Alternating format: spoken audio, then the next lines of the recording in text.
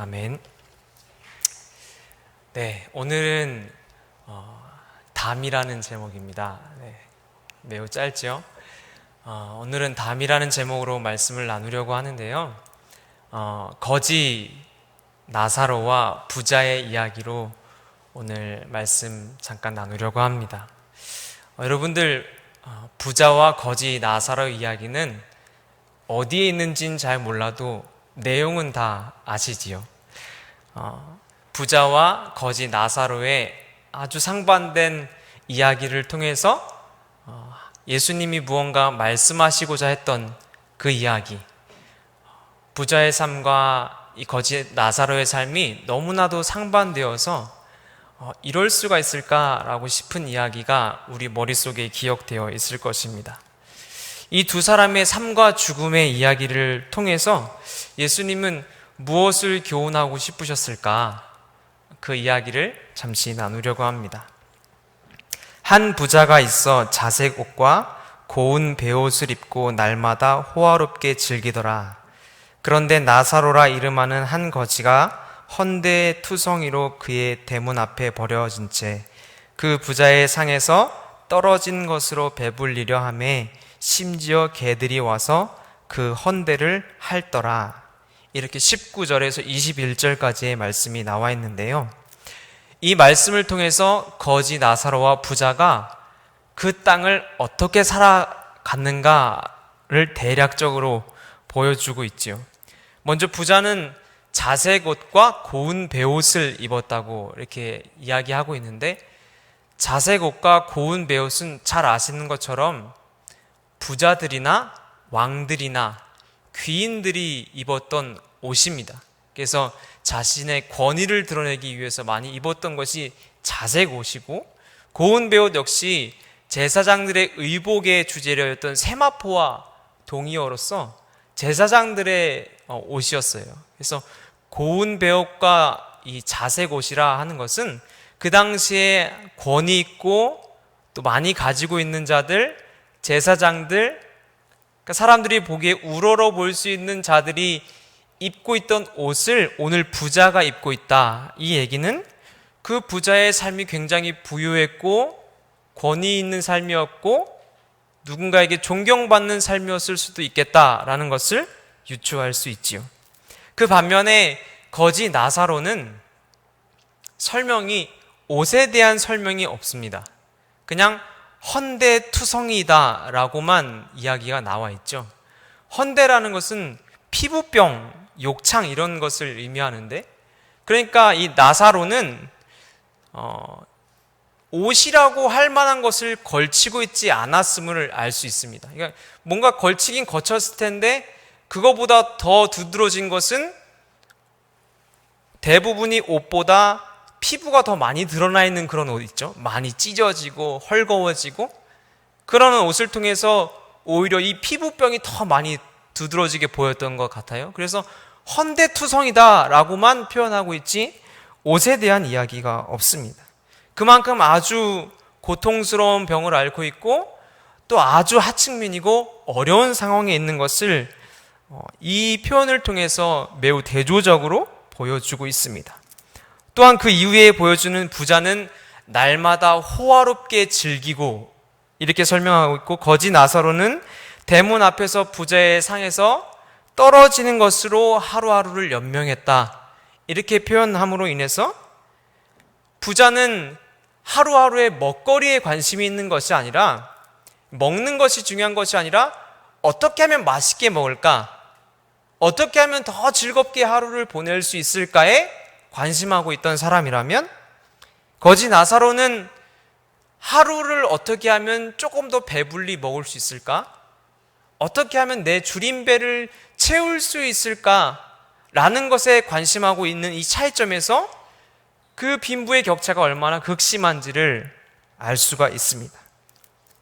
이렇게 심각한 차이, 물질적인 차이, 어떤 신체적인 차이를 극명히 보여주고 있는 이 부자와 거지 나사로의 삶을 대조적으로 표현한 다음에 그 사이에 어떤 이야기 없이 바로 뭐라고 얘기하냐면 22절에 이에 그 거지가 죽어 천사들에게 받들려 아브라함의 품에 들어가고 부자도 죽어 장사되매, 이렇게 바로 죽음의 이야기로 넘어가게 됩니다. 그러니까 지금 이 말씀을 전하고 계신 예수님은 부자와 거지 나사로의 삶 가운데 무슨 삶을 살았는지는 모르겠지만 이 죽음 이후의 삶을 설명함으로 인해서 그들이 어떤 삶을 살았는지를 한 구절에 표현하고 있는 것임을 알 수 있습니다. 거지 나사로나 부자나 어느 때인가 죽었는데, 여기서 우리는 부자와 거지 나사로의 대접이 달라지는 것을 볼 수가 있죠. 거지 나사로는 죽어서 천사들에게 받들려라는 표현으로 이야기하고 있고, 부자는 죽어서 장사됐다. 표현이 매우 의미심장하죠. 이 땅에서 그렇게 호화롭고 멋지게 살아가던 부자는 그 표현하는 것이 죽어서 장사됐다, 이렇게 표현하고 있고, 거지 나사로는 그의 죽음을 아주 아름답고 멋지게 천사들에게 받들렸다, 이런 표현으로 그의 죽음을 설명하고 있습니다.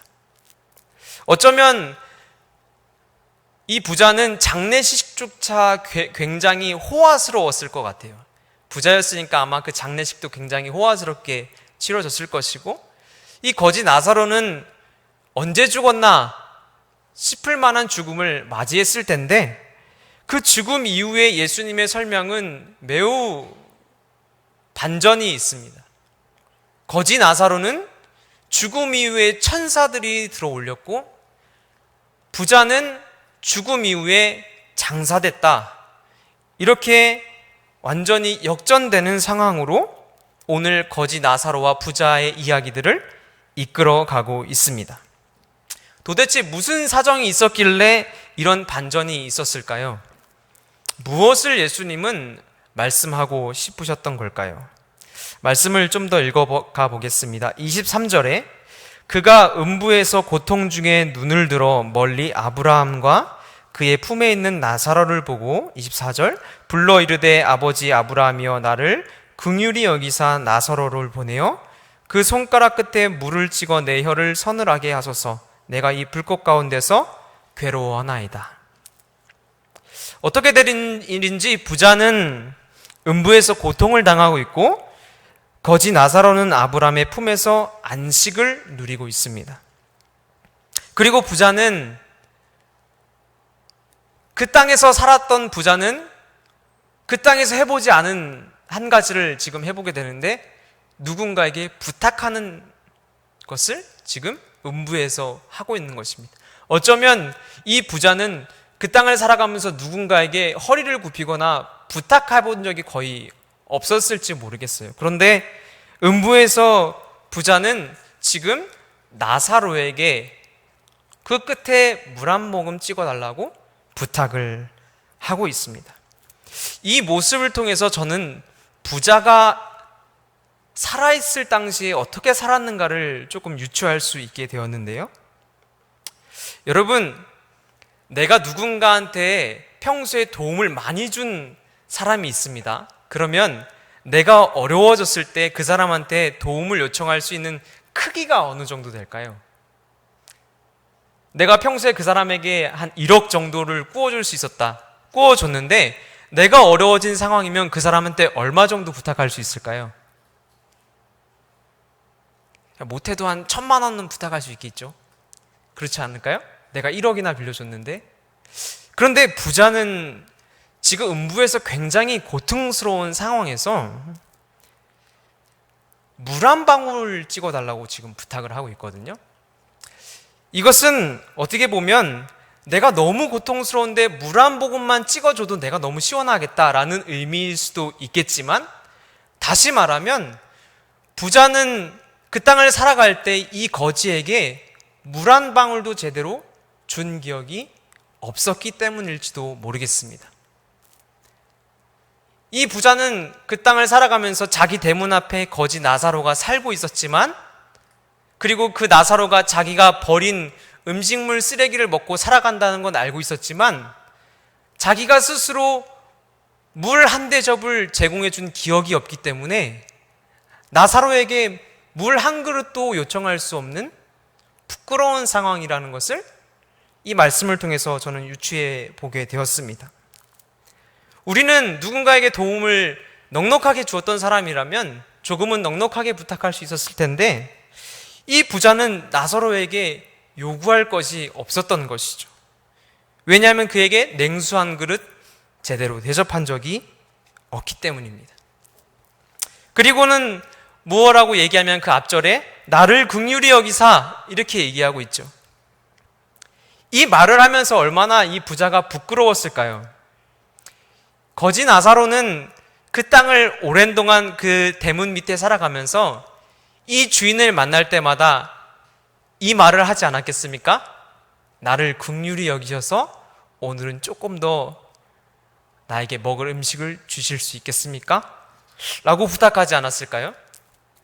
그런데 그 말을 듣고 물 한 방울 주지 않았던 이 부자가 이제는 상황이 역정되어서 나사로에게 물 한 방울 달라고 부탁하고 있는 것입니다.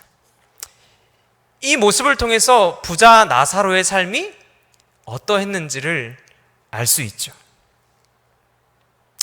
이때 아브라함이 이와 같이 얘기합니다. 25절에 아브라함이 이르되 예 너는 살았을 때 좋은 것을 받았고 나사로는 고난을 받았으니 이것을 기억하라. 이제 그는 여기서 위로를 받고 너는 괴로움을 받느니라. 그뿐 아니라 너희와 우리 사이에 큰 구렁텅이가 놓여 있어 여기서 너희에게 건너가고자 하되 갈 수 없고 거기서 우리에게 건너올 수도 없게 하였느니라. 살았을 때 좋은 것을 받았고 나사로는 고난을 받았다. 이렇게 얘기하면서 아브라함이 지금 부자에게 거절하고 있는 모습을 볼 수 있는데 이것은 어떻게 보면 부자가 그 땅을 살면서 평소에 했던 그 모습 그대로 거절당하고 있는 것임을 보여줍니다. 그런데 아브라함이 거절하면서 이야기하는 것이 좋은 것을 받았다. 너는 좋은 것을 받았고 나사로는 고난을 받았다. 이렇게 이야기하는데 무엇을 받았길래 좋은 것을 받았다고 이야기하시는 것일까요? 또 나사로는 어떤 고난을 받았길래 위로를 받는 것이 합당하다고 이야기하시는 것일까요? 여기서 언급되는 이 좋은 것은 예수님이 보시기에 좋은 것은 아닙니다. 이 좋은 것은 바로 부자가 스스로 생각하기에 좋았던 것입니다. 부자가 스스로 생각하기에 유익했던 것이고 부자가 스스로 생각하기에 나한테 좋은 것을 이야기하고 있는 것입니다. 이 좋은 것은 무엇으로 대표할 수 있는 것이냐면 바로 재물을 의미하는 것이 아니라 특권의식을 이야기합니다. 이 말씀은 오늘의 이 부자와 거지 나사로의 말씀은 이스라엘 당시의 이스라엘 백성들에게 이야기하고 있는 것이 아니라 말씀의 문맥 정황상 바리새인들과 서기관들에게 하고 있는 이야기입니다. 이 바리새인들과 서기관들을 향해서 그들이 가지고 있던 특권의식이나 자만심, 그들이 가지고 있는 부요한 마음, 그들은 나는 백성들과 다르다는 그런 특권의식 속에 나는 죄인들이나 세리들이랑은 다르다라는 그런 마음가짐을 가지고 살았던 그들에게 그들이 생각했던 스스로에게 좋았던 것을 이야기하고 있는 것입니다. 이 16장 이후에 17장을 건너뛰어서 18장에 가면 이런 이야기가 나옵니다. 두 사람이 기도하러 성전에 올라가니 하나는 바리새인이요 하나는 세리라. 바리새인은 서서 따로 기도하여 이르되 하나님이여 나는 다른 사람들 곧 토색, 불의, 간음하는 자들과 같지 아니하고 이 세리와도 같지 아니함을 감사하나이다. 나는 일에 2번씩 금식하고 또 소득의 11조를 드리나이다 하고 세리는 멀리 서서 감히 눈을 들어 하늘을 쳐다보지 못하고 다만 가슴을 치며 이르되 하나님이여 불쌍히 여기소서 나는 죄인이로소이다 하였느니라. 이것이 누가복음 18장 10절에서 13절에 나오는 말씀입니다. 이 말씀에서 확인할 수 있듯이 그 당시에 제사장들이나 바리새인들, 서기관들은 자신들이 누리는 것이 매우 당연하고 자신들이 누리는 축복이 하나님이 내가 이 율법을 잘 준수했기 때문에 받은 당연한 복이라고 착각하며 살았습니다. 그래서 세리들이나 죄인들의 선을 긋고 담을 쌓고 벽을 두르고 그들과 다른 우리의 삶을 기뻐하고 즐거워하며 그것으로 하나님께 감사를 드리고 자신들의 성을 쌓았습니다. 그런데 오히려 세리들은 그들의 비웃음과 조롱과 짓누름 속에 오히려 하나님 앞에 겸손함으로 나아가는 것을 볼 수 있습니다. 그러니까 이 비유에서 나오는 부자와 거지는 그들이 겉으로 드러난 모습일 뿐 실상은 그렇지 않았다. 부자가 겉으로 드러난 모습이었을 뿐, 겉으로는 부유해진 모습이었을 뿐 실상은 그렇지 않았다는 것을 하나님이 죽음 이후의 역전의 모습을 통해서 보여주고 계신 것입니다. 하나님은 겉모습을 보시는 것이 아니라 중심을 보신다는 것을 기억하실 것입니다. 사람의 마음의 교만은 멸망의 선봉이요 겸손은 존귀의 길잡이니라. 잠언 18장 12절 말씀. 그러나 더욱 큰 은혜를 주시나니 그러므로 일렀으되 하나님이 교만한 자를 물리치시고 겸손한 자에게 은혜를 주신다 하였느니라. 야고보서 4장 6절 말씀. 결국 부자와 거지는 겉으로 드러난 부자인가 거지인가로 지금 하나님이 예수님께서 죽음 이유를 판단하신 것이 아니라 그들의 실상을 드러내시고 하나님이 판단하셨는데 그 가운데 하나님이 가장 중요하게 이 부자와 거지 나사로를 판단하셨던 것은 바로 무엇이냐면 교만과 겸손의 차이입니다. 하나님은 교만한 자를 멀리 하시고 겸손한 자를 가까이 하신다 라는 것을 여러분 믿으십니까? 이 부자의 교만은 결국 하나님이 기억하지 못하는 자로 만들어버리게 되는데요, 거지가 중심에 가지고 있던 이 겸손은 하나님이 이름을 기억하는 자가 되게 합니다. 결국 천국과 지옥이라는 것은 하나님이 기억하는 자와 하나님이 그 이름을 기억하지 못하는 자의 나누어짐입니다. 그때 여호와를 경외하는 자들이 피차 말하며 여호와께서 그것을 분명히 들으시고 여호와를 경외하는 자와 그 이름을 존중히 여기는 자를 위하여 여호와 앞에 있는 기념책에 기록하게 하셨느니라. 말라기 3장 16절의 말씀인데요, 요한복음 10장 14절의 말씀은 나는 선한 목자라 나는 내 양을 알고 양도 나를 안다. 오늘 말씀을 19절부터 31절까지 읽었는데요, 거기서 우리가 알 수 있는 것처럼 처음부터 끝까지 부자는 이름이 언급되지를 않습니다. 그냥 부자는 처음부터 부자였고요, 이름이 뭔지 몰라요. 그런데 거지는 처음부터 나사로라 하는 거지라고 그 이름을 예수님이 불러주십니다. 세상에서는 부자 이름이 분명히 기억되었을 텐데 예수님은 처음부터 끝까지 부자의 이름을 마치 처음부터 알지 못하셨다는 것처럼 그냥 부자라 이야기하시고 이름을 이야기하지 않으십니다. 그리고 나사로는 거지임에도 불구하고 나사로라 친근하게 불러주십니다. 이름을 기억하고 못하고의 결정적인 이 갈림길은 무엇이냐면 바로 교만함과 겸손함의 차이입니다. 하나님은 교만한 자의 이름을 기억하지 않으시고 가까이 하지 않으시고 겸손한 자를 가까이 하시고 그를 안다 이야기하시는 것입니다. 부디 저와 여러분도 늘 겸손함을 새기며 하나님 앞에 이름이 기억되는 자들이 되어지기를 소망합니다. 그렇다면 교만과 겸손의 이 차이는 어디서 나타나는 것일까요? 무엇으로 그것을 판가름할 수 있겠습니까? 부자와 거지 나사로의 이야기를 통해서 교만과 겸손의 차이를 살펴보고자 합니다. 첫 번째는 교만은 하나님을 믿고는 있지만 하나님을 믿는다는 그 특권이 나에게 이익으로 작용하는 자들입니다.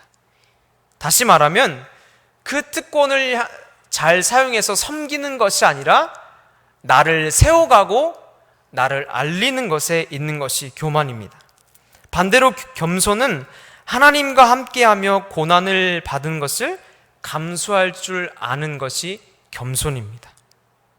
그래서 오늘 나사로에게는 고난을 받았고 이렇게 이야기하면서 나사로의 삶을 이야기하고요. 그 고난을 받은 나사로를 위로하시는 하나님을 볼 수 있습니다. 천국은 하나님이 받으시는 사람이 거하시는 곳인데 그 하나님이 받으시는 위로의 장소는 고난을 감수할 줄 아는 사람들이 거하는 곳입니다. 부자의 형제들을 구원하기 위해서 나사로로 하여금 증언하게 해달라는 이야기가 오늘 말씀 후반절에 나오고 있습니다. 그런데 이것은 자세히 살펴보면 이 부자는 하나님과 상관 있는 이야기를 하는 것이 아니라 이 고통을 면하기 위해서 5 형제들에게 이야기해달라고 하는 모습을 볼 수 있습니다. 고통스럽기 때문에 이 고통을 면하기 위해서 나사로를 보내서 5 형제들에게 좀 증거를 해줘라, 이렇게 이야기하고 있는데요. 예수님은 나사로에게 고난을 받았기 때문에, 하나님 안에서 고통스러움을 견뎠기 때문에 위로를 받는다, 이렇게 이야기하고 있습니다. 교만한 사람들은 이 땅에서 고난을 받는 것을 매우 싫어하고 견디기 힘들어합니다. 하나님과 함께 아픔을 견딘다는 것을 달가워하지 않습니다. 왜냐하면 고통을 면하는 것이 그들의 목표이기 때문입니다. 그러나 겸손한 자들은 하나님과 함께 있는 것 그 자체가 목적이기 때문에 고난도, 아픔도, 고통도 견뎌내고 하나님은 그것을 보시고 그들에게 넉넉하게 위로하시는 것입니다. 저와 여러분들이 이 땅 살아갈 때 때로는 말씀으로 인하여 고통당하고 또 애매한 고난들이 있을 때에도 말씀을 붙잡고 승리할 때 주님이 넉넉한 위로로 채워주실 줄로 믿습니다. 그렇기 때문에 우리는 고통을 면하는 것이 우리의 목적이 되는 것이 아니라 하나님과 함께 하는 것이 목적이 되어야 합니다. 그것이 진짜 겸손한 자들입니다. 둘째로는 말씀에 익숙해지지 않는 것으로 판가름할 수 있습니다. 오늘 31절의 말씀에 보면 우리 함께 읽어볼까요? 31절의 말씀 보시면서 우리 함께 읽겠습니다. 시작. 이르되 모세와 선지자들에게 듣지 아니하면 비록 죽은 자 가운데서 살아나는 자가 있을지라도 권함을 받지 아니하리라 하였다 하시니라. 모세와 선지자라고 이야기하는 이 내용은 유대교 당시에 일컫는 율법이나 하나님의 말씀에 다른 표현입니다. 그러니까 이스라엘 사람들에게 주어졌던 모세와 선지자들의 이야기는 하나님의 말씀이었는데 이 말씀으로도 권함을 받지 못하면 죽은 자가 살아나도 그것을 통해서 권함을 받을 수 없다, 이렇게 이야기하고 있거든요.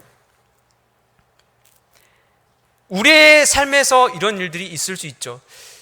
형제들, 5 형제들이나 부자들 역시 유대인들이었고 권위 있는 자들이었고 바리새인들을 지칭하는 이야기들이었기 때문에 이들도 분명히 하나님의 말씀과 율법에 능통한 자들이었을 것입니다.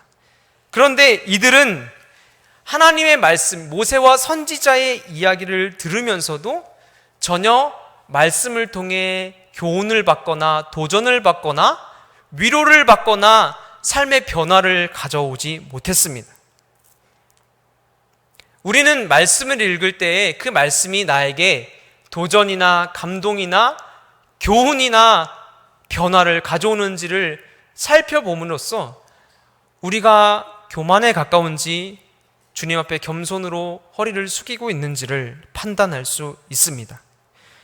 저와 여러분의 삶 가운데 말씀이 늘 감동이 되고 말씀이 도전이 되고 말씀이 우리의 삶에 유익이 되어서 이 5 형제들처럼, 이 부자처럼 말씀이 무뎌져서 다른 기적으로 나에게 나타나야 변화나 감동이 주어지는 삶이 아니라 말씀으로 이미 충분히 도전과 감동을 받게 되시기를 바랍니다. 우리의 삶에서 그래서 이 말씀은 늘 중요합니다. 말씀을 읽을 때 말씀을 바라볼 때 그 말씀을 통해서 나는 늘 겸손하고 있는가, 허리를 동이고 있는가, 아니면 내 마음이 교만해져 있는지를 확인할 수 있습니다. 그래서 우리는 말씀을 읽을 때마다 주님, 말씀이 늘 새롭게 하시고 말씀이 늘 나에게 감동이 있게 하시고 나를 변화시키는 능력으로 다가오게 하여 주시옵소서 라고 기도해야 될 줄로 믿습니다. 세 번째는 오직 도움이 하나님께로부터 있음을 늘 아는 것입니다. 나사로의 이름 그 뜻은 하나님이 도우신다라는 뜻입니다. 그런데 나사로의 삶을 보면 이 나사로가 하나님께 도움을 받은 삶인지를 알 수가 없습니다. 왜냐하면 거지로 살다가 헌데투성이로 살다가 죽었던 모습밖에 드러나지 않죠. 이 모습을 통해서 과연 하나님이 도우신 사람인가? 라고 질문할 수도 있을 것 같습니다. 그런데 예수님이 이 비유를 통해서 말씀하실 때 특히 등장인물을 나사로라는 이름으로 선택하신 것은 이 나사로는 그 삶이 비록 하나님의 도우심이 결정적으로 드러나거나 증거되거나 나타나지 않았음에도 끝까지 그 죽음에 이르기까지 하나님이 나를 도우신다라는 것을 놓지 않았음을 증명하고 있는 것입니다. 그래서 그 결과로 나사로는 올라갈 때 천사에게 받들렸다라는 것으로 그 삶을 증명받았습니다. 내 삶의 모든 것이 하나님으로부터 왔고 그분의 도우심이 아니면 허락되지 않았음을 아는 사람, 내 삶의 모든 것이 하나님의 도우심으로부터 왔다는 것을 정확히 깨닫고 있는 사람은 그 삶에서 비록 증거가 나타나지 않을 그때에도 낙심하지 않을 수 있는 것입니다. 저와 여러분들도 우리의 삶 가운데 하나님이 도우심이 우리 가운데 늘 충만하고 있음을 믿으십니까? 하나님의 도우심만이 우리를 기동하게 하고 움직이게 하고 살아내게 하시는 것을 믿으십니까? 우리는 하나님의 부축 없이는 살 수 없는 자들임을 늘 잊지 않을 때 우리 삶의 겸손이 새겨지게 될 줄로 믿습니다. 저는 얼마 전에 신혼여행을 다녀왔습니다. 네, 신혼여행을 코사무이라는 곳으로 다녀왔는데요. 네, 굉장히 즐거운 시간을 보내고 있었습니다. 그런데 뜻하지 않게 아내가 작은 사고가 있었습니다. 그래서 아내의 발목에 금이 가는 일이 생겨서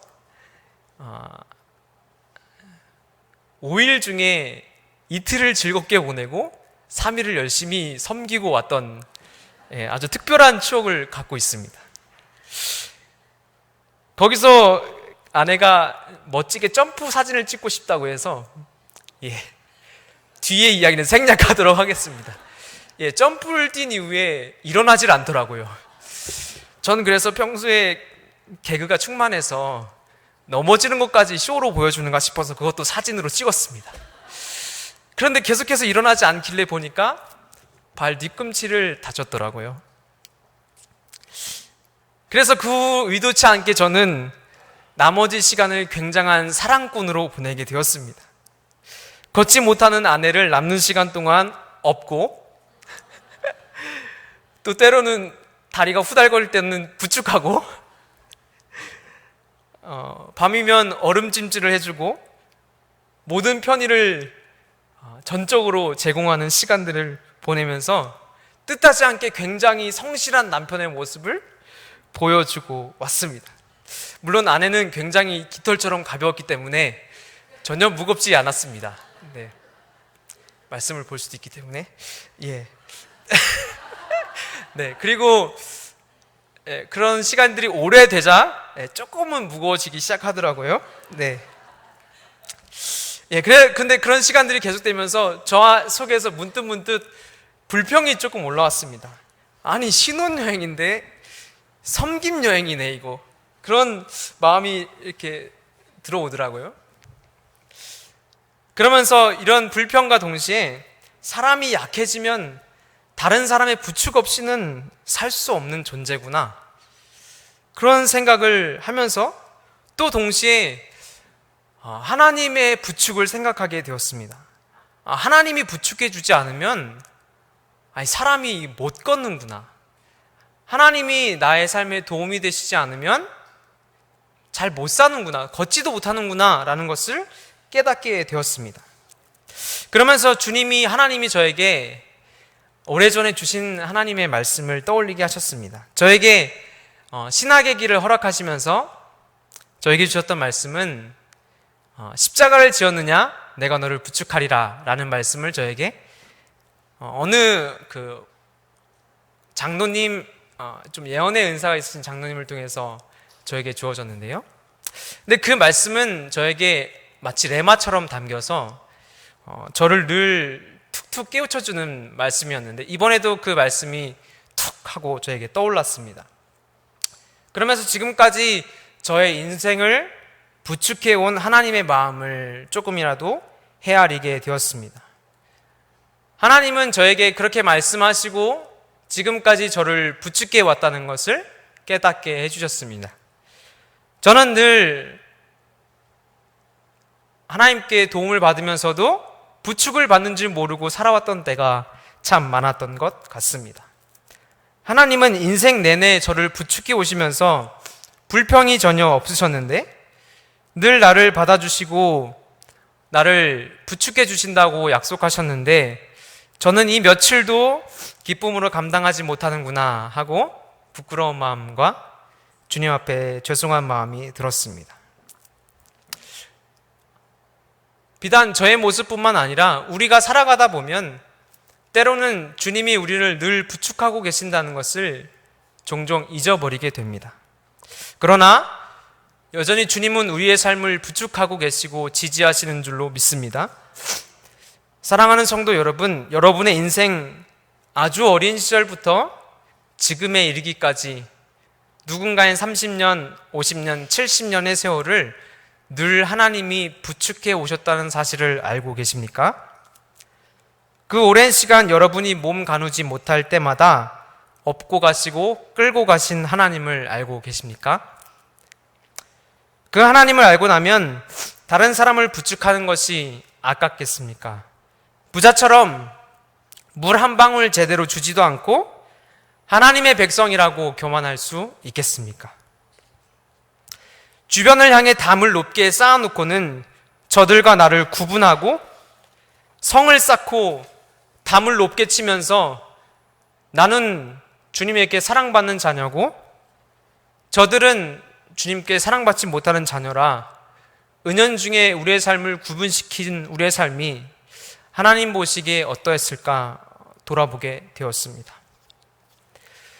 바로 그들에게 한 것이 하나님은 자신에게 한 것이다. 어린아이 한 사람에게 한 것이 나에게 한 것이다. 한 사람을, 이웃을 사랑하는 것이 바로 나에게 한 것이다 말씀하신 하나님은 우리의 삶을 늘 부축하시고 지지하시면서 우리에게도 내가 너를 지지하고 부축했는데 왜 부자처럼 담을 쌓고 마음을 높이느냐? 오늘 교훈하시진 않을까 생각합니다. 말씀을 정리하겠습니다. 오늘 저는 부자와 나사로 거지 이야기로 여러분과 짧은 시간 나누었습니다. 천국과 지옥의 이야기가 아니고 하나님이 누구를 기억하시는가? 하나님은 누구의 이름을 기억하시는가? 겸손한 사람들은 어떤 사람들인가라는 것을 잠시 나누었습니다. 우리는 하나님의 자녀라는 특권을 내 이익에 사용하지 않고 오히려 하나님과 고난도 감수하게 될 수 있어야 됩니다. 또한 늘 말씀에 깨어있고 도전받아 교만의 상태를 점검하는 저와 여러분 되기를 소망합니다. 또 나를 일생 동안 부축하시고 업고 끌고 가시고 나의 부족한 부분들을 채우시고 넉넉하게 꾸려가시는 하나님의 마음과 시선을 마음속에 새기고 주변을 향해 담을 세우기보다는 담을 허물고 마음을 높이기보다는 마음을 낮추어서 하나님이 마음을 낮추시고 담을 허무시고 우리에게 오셨듯이 저와 여러분도 하나님의 시선을 따라 낮추고 낮추어서 흘려보내게 되기를 소망합니다.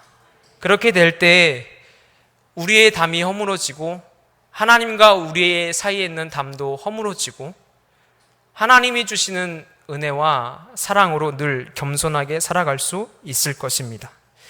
그렇게 주변에 흘려보내고 담을 낮추고 사랑하며 우리 개포 공동체가 주님의 이름 안에서 주님과 함께 동행하다가 주님 만나게 되시기를 저와 여러분이 주님과 동행하시기를 소망합니다. 우리 찬송가